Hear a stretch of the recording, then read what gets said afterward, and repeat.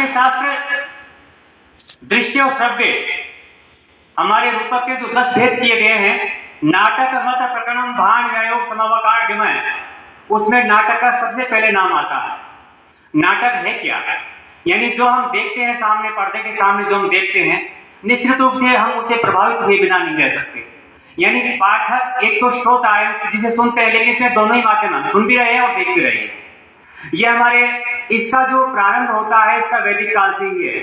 चाहे हम पुरूरवा उर्वशी संवाद देखें, यमयवी संवाद देखें या अन्य इंद्र संवाद सूत्र देखें, इसमें बहुत से हमारे वैदिक काल से बहुत सी मैंने ऋचाओं में ऐसे नायाब सूत्र रचे गए हैं जो इस बात की साक्षी हैं, इस बात के बारे में बताते हैं कि हमारे वैदिक काल में ही नाटकों का श्री गणेश का नाटकों के बारे में बताया गया। और इसके बाद में जब हम रामायण काल में आते हैं तो रामायण के अंदर जब उत्तराखंड के अंदर हम देखते हैं तो वहां पर भगवान श्री राम के द्वारा जो है महर्षि वाल्मीकि जी जो है सीता के वियोग की दशा के दृश्यों को नाटक के माध्यम से चित्रांकित करते हैं, उनके दशाएं दृश्य को चित्रांकित करते हैं। भावभूति ने अपने उत्तर रामचरित में भी ये बातें बड़ी अच्छे तरीके से कही गई हैं। नाटक के विषय में क्या और नाटक क्या है, इसके बारे में हमारे नाट्य शास्त्र में भट्ट ने बहुत सी बातें बताई हैं। नाटक क्या है, नाटक में क्या होना चाहिए, नाटक में पात्र, नाटक में धीरोदात, धीरोदत्त, धीर दलित और दीर्घशान, ये 4 प्रकार के नायक होते हैं।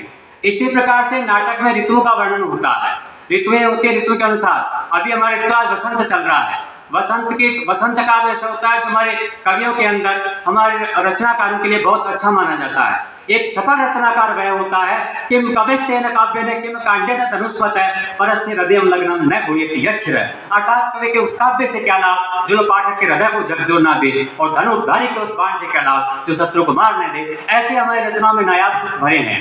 अब यदि हम इस बात में आते हैं कि नाटक का प्रचलन कब, कैसे और कहाँ, तो भट्ट मुनि ने अपने नाट्य शास्त्र में ये बताया है कि नाटक गृह कैसे होना चाहिए, नाटक के क्या है, नायक और नायिकाओं के क्या भेद होने चाहिए, नायक में क्या लक्षण होना चाहिए। नाटक के प्रारंभ के लिए टी गणपति शास्त्री ने 1919 ईस्वी के अंदर अपनी खोज पड़ताल में सिद्ध किया कि सबसे पहले भास ने 13 नाटक रचे हैं। स्नेहम दयाम च सौख्यम से यदि वा जानकीमपि आराधनाय लोकानां मुंचति नास्ति मे व्यथा।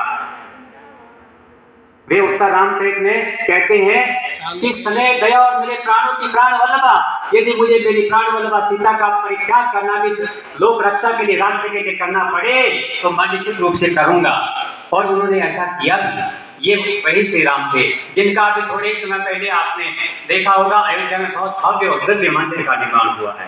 ये भारत देश के लिए अनूठे पल है, ये भारत वर्ष के लिए अनूठे पल है, ये वो यादगार की वो पल है जो हमारे वर्षों से हमारा जो इतिहास इस स्वर्णिम कालखंड की प्रतीक्षा कर रहा था। ये बहुत ही सौभाग्य का स्वर्णिम कालखंड है जो भगवान मर्यादा पुरुषोत्तम राम के लिए वहाँ पर वाल्मीकि जी के द्वारा वहाँ पे वायुयान का बनाना, हवाई अड्डा का निर्माण करना और वहाँ पर एक भव्य कार्यक्रम करके और हमारे अयोध्या धाम के अंदर बहुत बड़ा दिव्य अनूठा कार्यक्रम ये जो हुआ है, ये बहुत ही अद्भुत पल है हमारे लिए, ये उनके अनूठे पल है। भावभक्ति में तो उत्तर रामचरित में देखते हैं कि वहाँ तो अभी गावा उदित की गलती का दृश्य पत्थर भी रो पड़ता है। भावभक्ति की उसमें तो जब दंडकारण्य में जब जाते हैं राम को दृश्य को देखते हैं, गला फाड़ फाड़ के रोते हैं, हाँ मेरी प्राण वल्लभा सीता को मैंने यहाँ देखा था।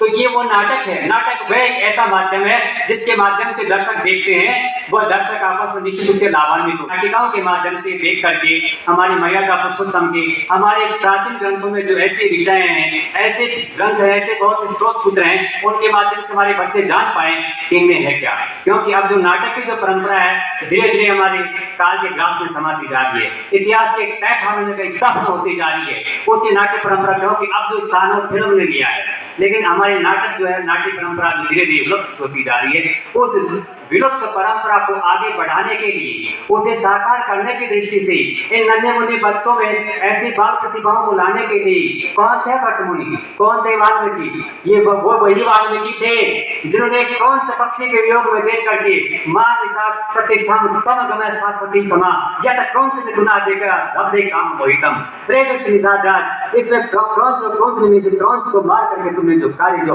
पाप कृत्य किया है आपका वैसे ही नाश होगा। तो इस ऐसे देख करके ऐसे ही एक उनको आधार मिलता है, एक संकल्प मिलता है, और वही आदि काव्य की प्रणेता बने जिनका नाम जाना गया महर्षि वाल्मीकि।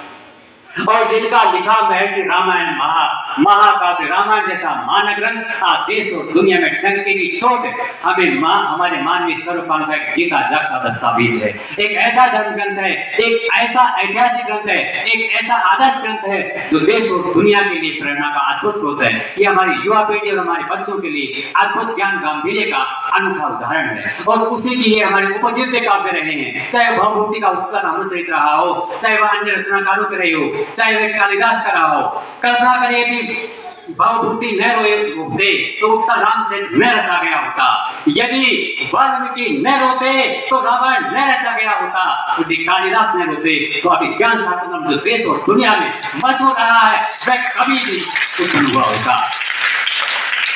तभी तो कहा गया है काव्येषु नाटकमनमं तत्तर्वण्यपि शकुन्तला तत्रापि चतुर्थोंकार श्लोके चतुष्टये पालक नीलकंठ सृष्टि के तारक देव शिवम जग के अनादि कलाधिपति सर्वेश्वर हे त्रिपुरारी हरि भव के पालक नीलकंठ सृष्टि के तारक देव शिव सरगम छंदों की तुमने रची जन मन वाणी शिव ने ही रची प्रकृति प्यारी तुमने ही रची अभिवंदन है गौरी पति।